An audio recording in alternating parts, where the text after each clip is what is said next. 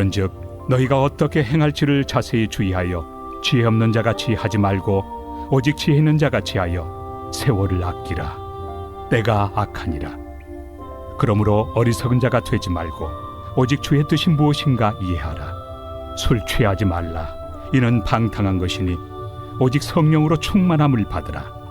시와 찬송과 신령한 노래들로 서로 화답하며 너희의 마음으로 주께 노래하며 찬송하며 범사에 우리 주 예수 그리스도의 이름으로 항상 아버지 하나님께 감사하며 그리스도를 경외함으로 피차 복종하라.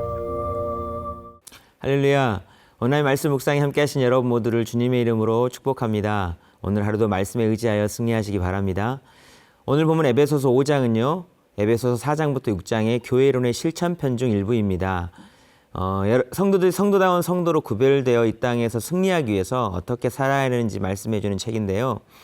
특별히 오늘 본문은 성도가 사탄을 이길 지혜를 갖고 있어야 함을 말씀하고 있습니다.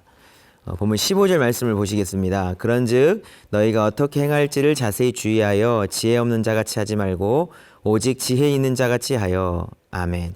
지혜 없는 자같이 되지 말고 지혜 있는 자같이 되라는 말을 하면서 어떻게 행할지를 자세히 주의하라고 말씀하고 있습니다. 왜 그러한가 하면요.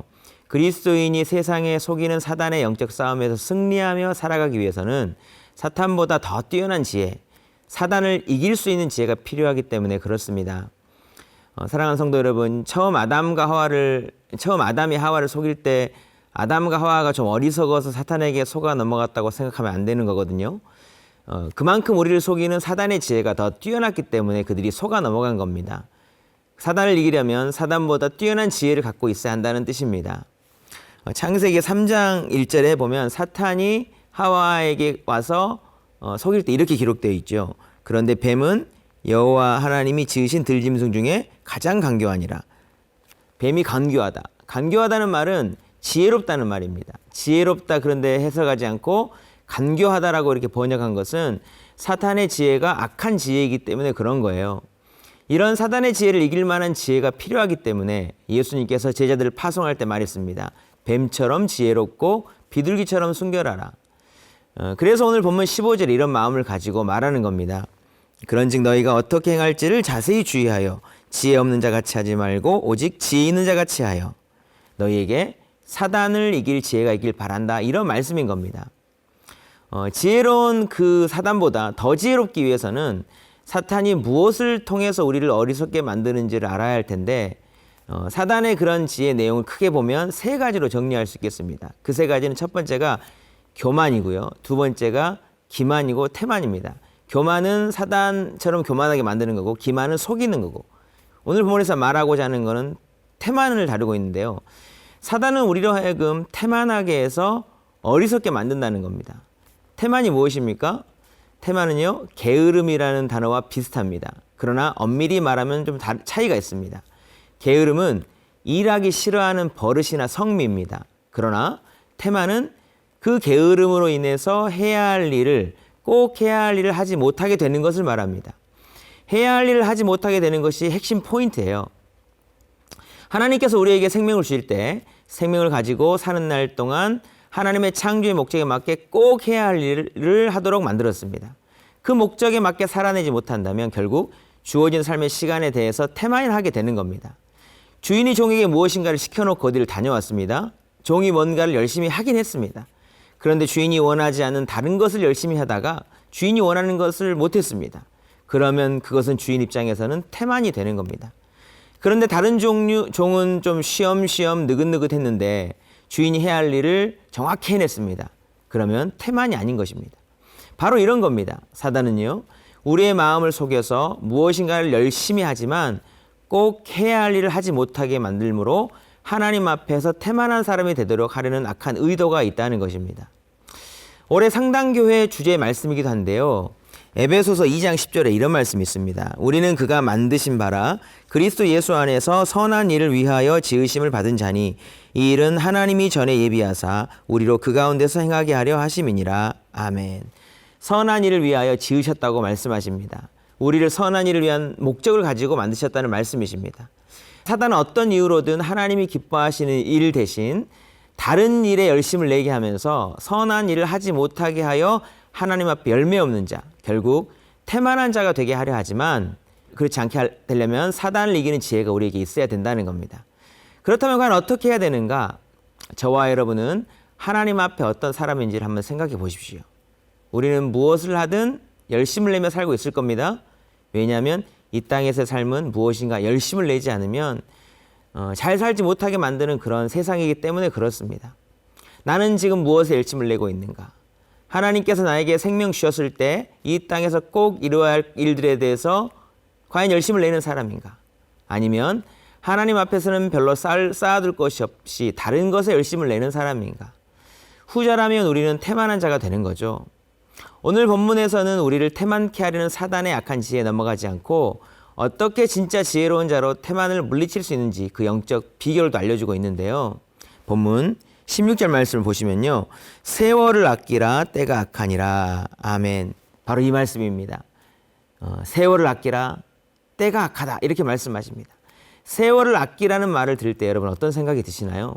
시간을 아껴 써라 아니면 시간 낭비하지 말아라 정도의 의미로 들릴 수 있습니다. 그런데 이렇게 생각해 버리면 완전히 틀린 해석이 되고 말아요.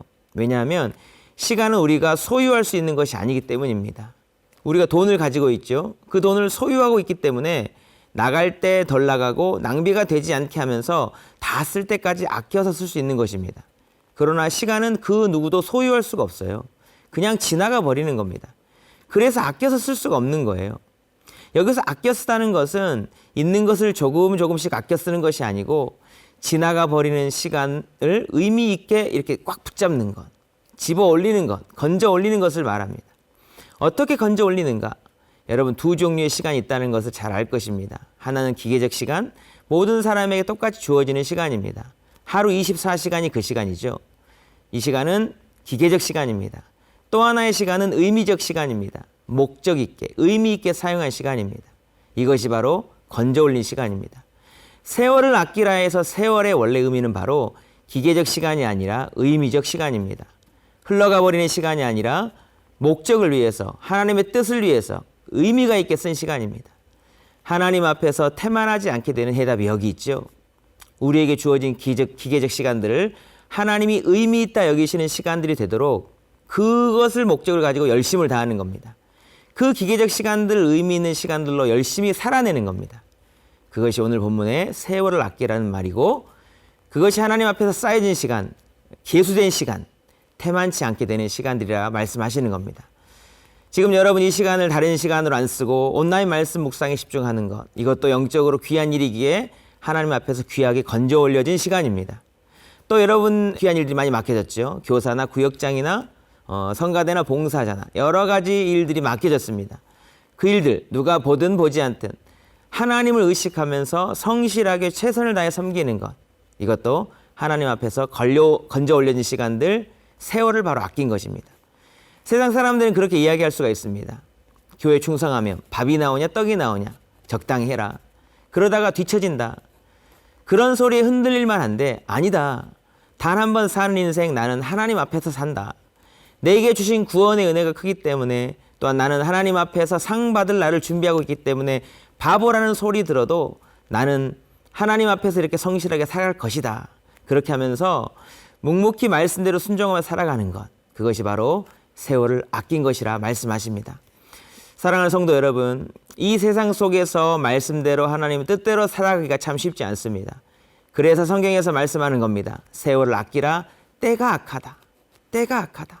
세상이 악하기 때문에 어떤 것이 정말 하나님이 기뻐하시는 일인지, 어떤 것에 시간을 들이는 것이 가치 있는 일인지 잘 분별하지 못하도록 세상은 우리 마음을 흔들기도 하지요.